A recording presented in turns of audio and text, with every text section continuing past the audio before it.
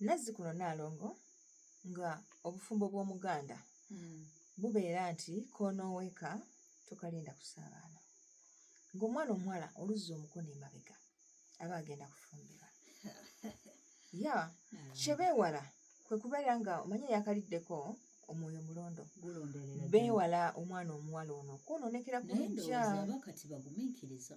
Tebalina bugumiikiriza babuyina. You know why? No. Akalya ng'ali ku myaka 12 n'abeerawo ng'akalya n'atuuka n'emyaka 3 nga tayingiranga bufumbo.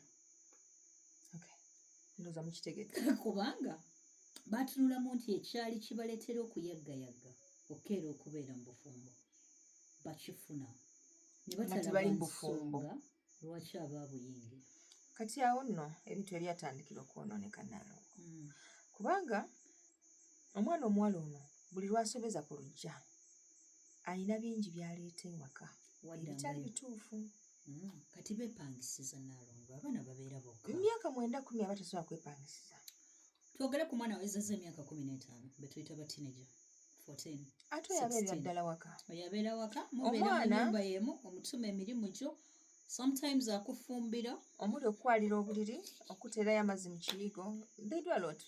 Bakola bingi. Tulina shawa ebituviirako baatugondezaamu. Si buli omu nti alina shawa Nnaalongo. Si buli omu nti alina shawa. Kale be batwalirayo amazzi twatunulamu nti n'abalina shawa era si balina we babasumbuyira. Exactly. Kubanga shawa ebeera emu awaka ate bonna baagala gikoze. So mufundikira muli mu kiyigo kyekimu. Ezo nno z'ensonga Nnaalongo ezivaako obuko niba nga busaasaana ewaka. Mwonna ne buba mansira. Ne babunaabuna. Okay? Kakati ne tuba nga bwe tubeera n'obufumbo buno Nnaalongo, tulinawo obufumbo bw'abazadde. Omwami najja n'akyala ewaka, n'akyala ewa ssenga, n'abako by'aleeta, n'avaayo n'agenda n'ayanjula. Like you get to know each other. N'omukyala ne bamutwala ewa w'omwami ne mumanyagana buli kimu ne kikola ki ne kitambula bulungi okakana embaga ng'ekoze ki. Ng'erumye era nga muli bafumbo abawedde ng'ofunye n'erinnya n'ofuna n'erinnya ly'omwami n'olyongera ku ki ku gago g'olina. Eryo erinnya ly'ofuna ku mwami n'olyongera ku gago mukwano teriba linnya bunnya. Lijjirako obuyinza. Lijjirako obuyinza mu famire eyo Nnaalongo. Kati omusajja wabeera nga ye mayanja nze nfuuka ne mayanja. No. Oba neeyita mayanja. Beeyita bamayanja. And those things. Lwaki sifuuka na mayanja? Tebikola makulu. Kakati. Okay Nnaalongo, if I name myself Mayanja, the second name of my husband, oba neetumye Musoke. Nze ng'omulonde kindekawa kubanga tutunuulira bufumbo bwa mulonde.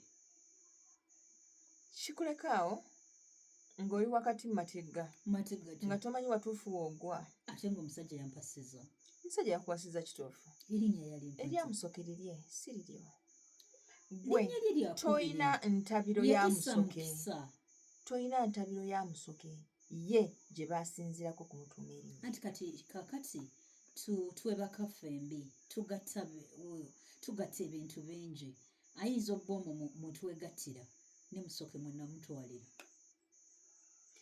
Kale muli mpulira nga abakyala abakituukako. Muli kye neebuuza ng'omulonde because Nnaalongo tutunuulira bufumbo bw'omulonde. How can it affect omwana omulonde ow'obuwala oli muzina ensonga you like kakati weeyanjula bw'oti nze Shamimu Musoke. Luli eyali Shamimu Nabukalu oba eyali Nattabi. Now you dropping this name. Nze nga Nnaalongo Nalubaale. Mbadde sinnasangayo Musoke nga mukazi. Okay. Nze omukazi gwe mmanyi abeera na Musoke. Ati yensonga lwaki kati bwe weetuma Musoke ne Musoke yennyini abeera confused agamba what's going on? Kubanga guno omulembe takimanyi mbunno omusajja wakuwasa. You get his second name. Okukoppereza kwe tutayinaamu makulu. Era nze ndabye abantu bangi naye nga Nnaalongo nkubuulira mazima tekirina makulu. Weyite mukyala Musoke. Mukyala Musoke. Nga kiva mu mukyala wa Musoke. Mukyala wa Musoke. So totugamba nti nze Betty Musoke. No. anti oluzungu lwe luyina obuzibu. Mmwe If I'm introducing abakoppa. myself, Nalongo, if I'm introducing myself, yeah, ngenda kugamba nti Nze mukyala Betty Musoke. Okitegeera Nalongo? Nze mukyala Betty Musoke. Kiba kitegeeza nze ndi mukyala Betty Musoke. Who does that? Kakati egwe kyogamba Olina kugamba nti nze Betty mukyala wa Musoke.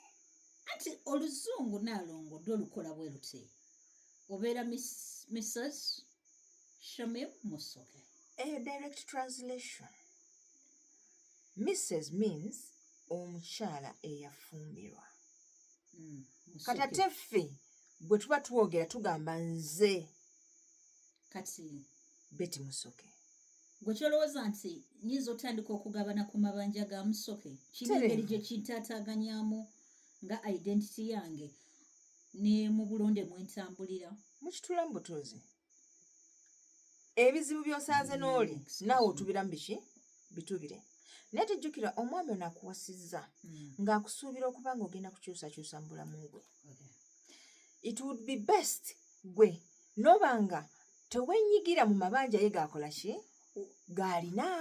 Muleke n'amanya ge kitaawe ge yamuwa. Kati gw'oyingirewo n'agago. Stay with my name. Yes.